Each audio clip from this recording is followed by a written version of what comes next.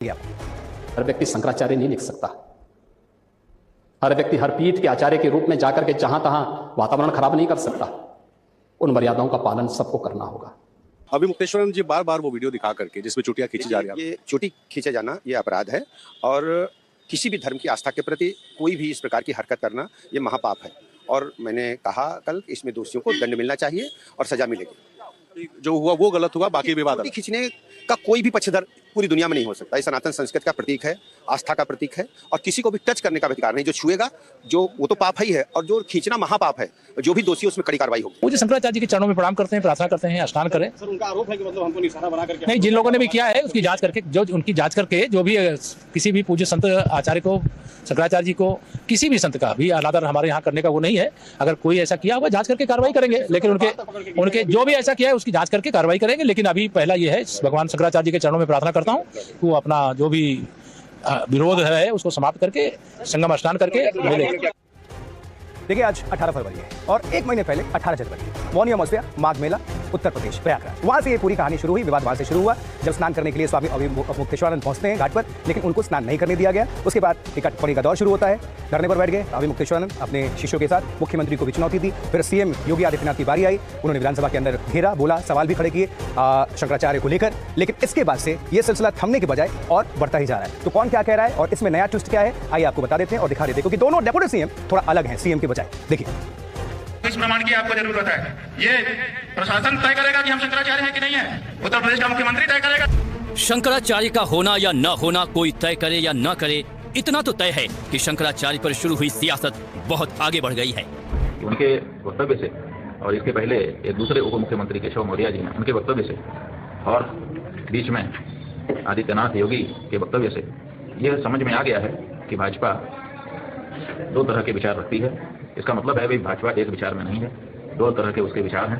कौन सा विचार सनातन धर्मियों के नजदीक है और कौन सा सनातन, ये जनता जान ले। इधर योगी के डिप्टी ने शंकराचार्य के मुद्दे पर कहा कि महापाप हुआ।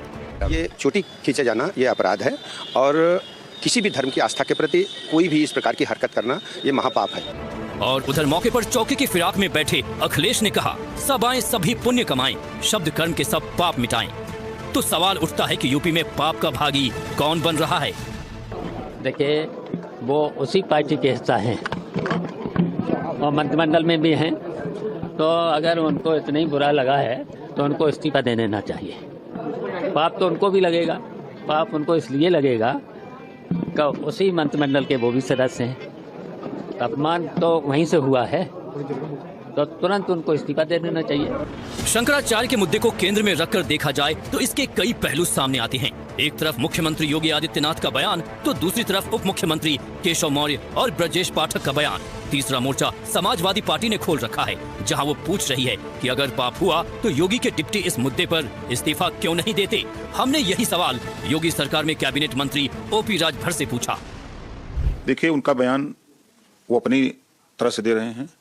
देश में कानून का राज है। कानून के दायरे में कानून को कोई भी व्यक्ति अपने हाथ में लेने की कोशिश करेगा तो कानून के रखवाले कानून को बचाने के लिए, कानून सुरक्षित रहे, कानून के साथ कोई खिलवाड़ न करे। घटना तो कानून के रखवाले ने ही कर दिया।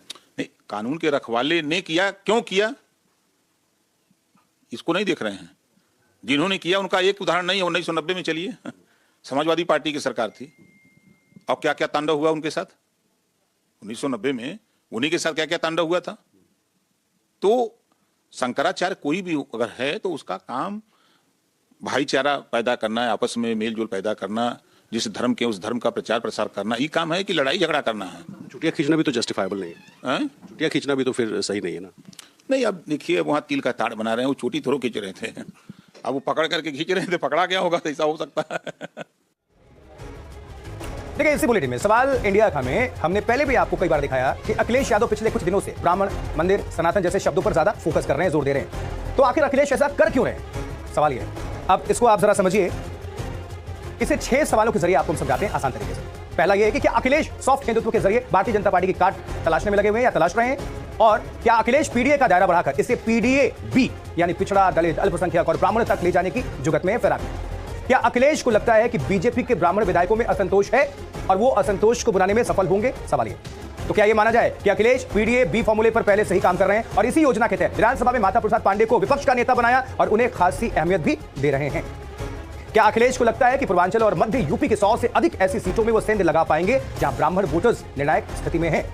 क्या अखिलेश यादव ऐसा करके उस ध्रुवीकरण को रोकना चाहते हैं जिसमें धर्म के नाम पर बीजेपी को फायदा हो सकता है या होता है? ये तमाम सवाल हैं।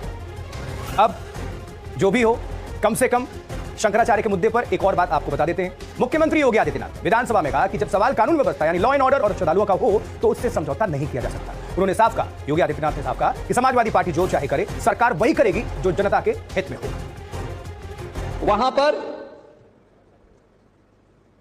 जो एग्जिट गेट है, जहां से श्रद्धालु बाहर निकल रहा है स्नान करके, उस द्वार, उस पेंटून से, उस मार्ग से किसी को बाहर निकलने का कोई वो नहीं, क्योंकि उससे अंदर जाने का कोई प्रयास करता है तो एक नए टेम्पलेट को जन्म देता है, वहां पे नए भगदड़ को जन्म देता है, श्रद्धालुओं के जीवन के साथ खिलवाड़ करता है। एक जिम्मेदार और मर्यादित व्यक्ति कभी इस प्रकार का आचरण नहीं कर सकता, कभी नहीं कर सकता। आपको पूछना है, सपा के लोग पूछे, लेकिन हम लोग मर्यादित लोग हैं, कानून का शासन पर विश्वास करते हैं, कानून का शासन पालन करना भी जानते हैं, पालन करवाना भी जानते हैं, दोनों चीजों को एक साथ लागू करवाना जानते हैं।